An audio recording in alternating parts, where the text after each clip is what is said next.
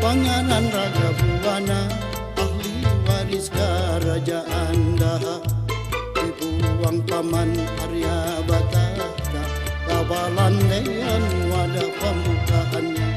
Di kampung Kuin diangkat jadi raja, Pangeran Samudra itu gelarnya.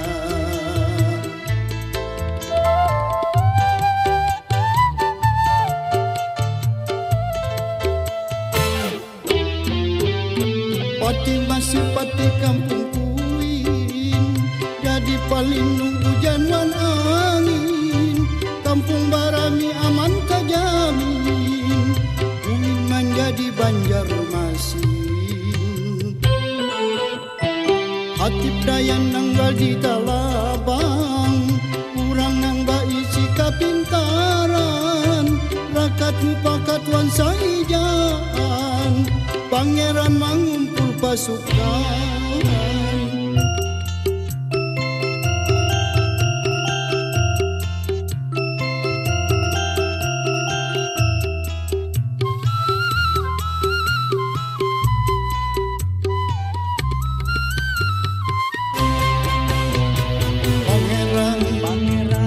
Pangeran Ragabuana, ahli waris kerajaan Daha, dibuang paman Arya Bataka, kabalan dean wadah pembukaannya. Di kampung Kuin diangkat jadi raja, Pangeran Samudra itu gelarnya.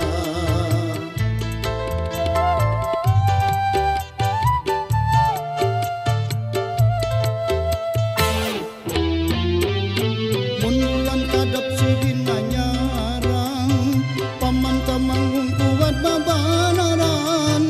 Sungai Kuin di pagar Carucukan, kampung Carucuk di Baringaran.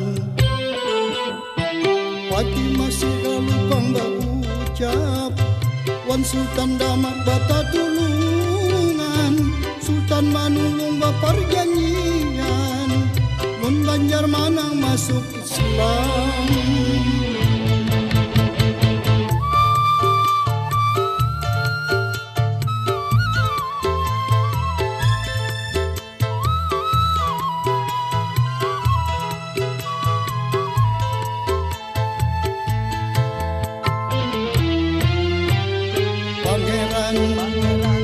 Pangeran Ragabuana, ahli waris kerajaan Daha, dibuang paman Arya Bataka, kabalan dean wadah pembukaannya. Di kampung Kuin diangkat jadi raja, Pangeran Samudra itu gelarnya.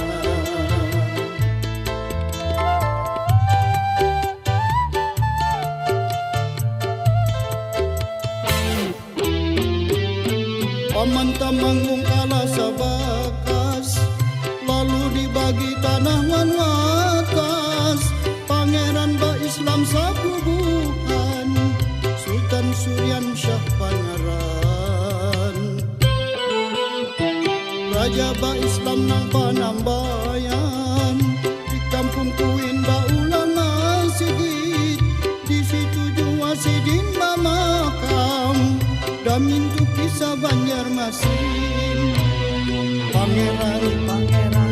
Pangeran Ragabuana, ahli waris kerajaan Daha, dibuang paman Arya Bataka, kabalan dean wadah pembukaannya. Di kampung Kuin diangkat jadi raja, Pangeran Samudra itu gelarnya.